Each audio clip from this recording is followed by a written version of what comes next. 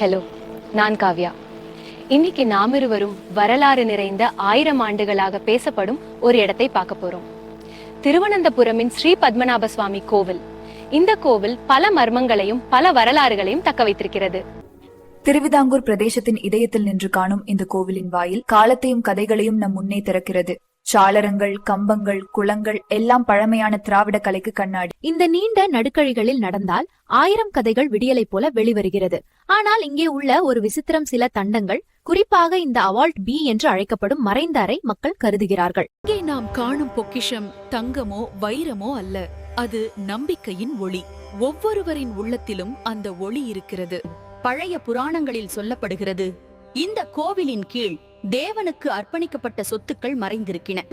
அது வங்கிகளுக்கோ அரசர்களுக்கோ அல்ல, தெய்வத்தின் பரிசாகவே கருதப்படுகிறது.